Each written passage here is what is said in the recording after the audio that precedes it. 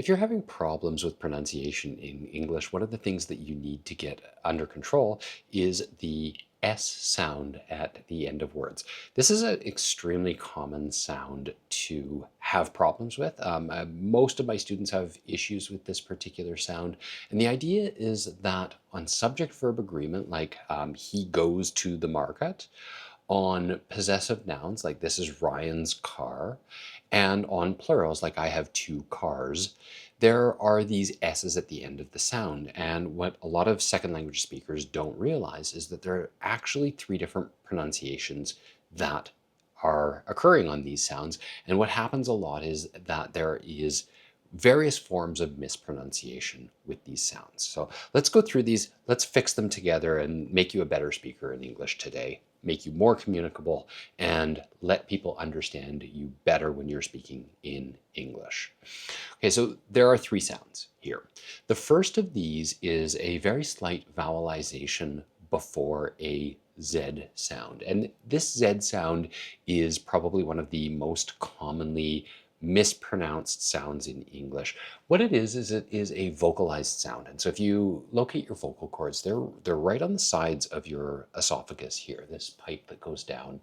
And there are a pinched passageway of air. So they are, it's a muscle structure in there that pinches off the air. And as it pinches the air off, it's going to start to vibrate certain sounds.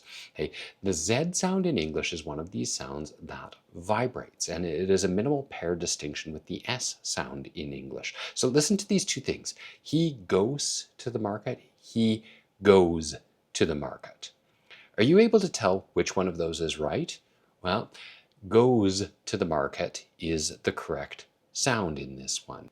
So this IZ sound comes when you have any kind of a sibilant sound. And a sibilant sound is a hissing or a buzzing like a snake or a bee, or a sizzling sound like a sh or a ch or a j kind of thing, like bacon in a frying pan. That would be a very good example of the type of sound that makes up a sibilant sound. Okay, so anytime you have a sibilant ending to a sound, you get a very slight vowelization before the Z sound, and then a very crisp, very clear Z sound on this sound. Okay, so some very prominent examples of this would be race. Okay, there's your snake sound. Races, races, races. He races his car on the weekends. Another good example of this would be fix. There's your snake sound. Fixes, he fixes his car before he races his car on the weekend. Okay? Those are the type of sounds you're looking for, and that slight vowelization, race or I, I'm not so concerned about the versus I in this case, but races and that Z sound. And you can tell if you're doing this right. You can actually put your fingers on your vocal cords and you can say that Z sound, and you can hit it, you can hold it, and you can draw it out, and you will be able to feel that sound if it's coming out right. Races. I can feel that in my fingers. It is vibrating. Okay, if you're not doing this, you're not creating that sound properly. And one of the most common things I hear is races. He goes to the races on the weekends. Okay. The second thing is knowing that there's a distinction between the S sound and Z sounds in words in English. Okay, so the S sound and the Z sound are basically what I would describe as pairings of sounds. So if you have a vocalized sound or a sound with vibration in the vocal cords, then you're going to pair it with a sound that has that same vibrational quality, which is the Z sound. So a great example of this one would be plum. That M sound is a very obvious voiced sound. So this would become plums, plums. Or deal, deals, rug, rugs.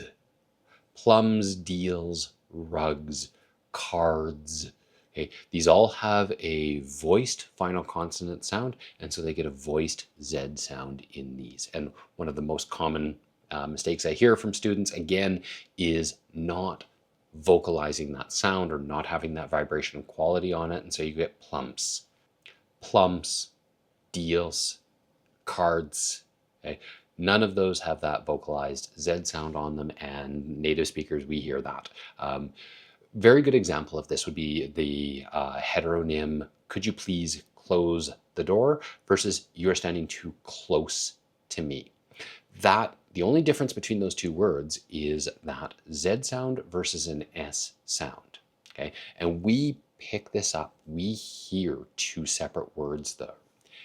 It doesn't sound right if you say it the wrong way around. So could you please close the door? You are standing too close to me. We hear those. We are attenuated to this. Our ears pick up on these, and so it's one of those sounds that becomes extra important because we are so perceptive of these sounds. And so when you say something like, I went to the market and I bought some plums, we hear it, and that's one of those things that really makes up accent. Okay. The last part of this is that if you have a voiceless sound as your final consonant sound, then you pair it with the voiceless S sound. So some really good examples of this would be cup, hat.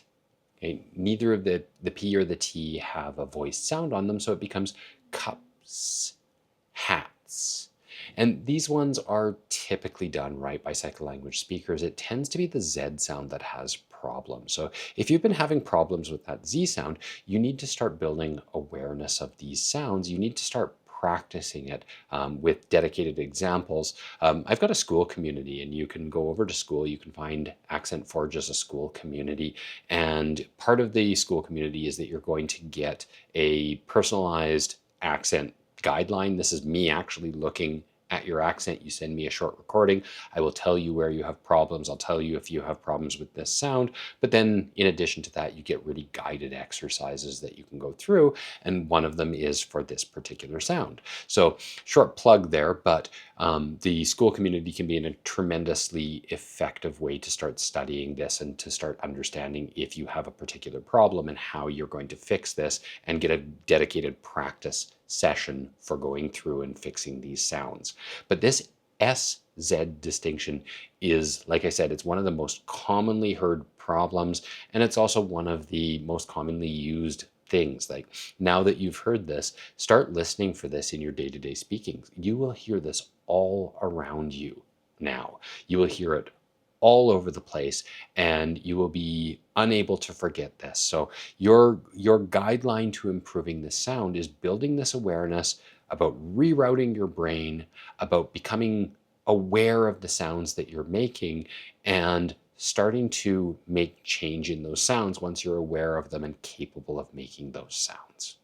So that should help you with one of the toughest sounds and one of the most common sounds that native speakers struggle with in English.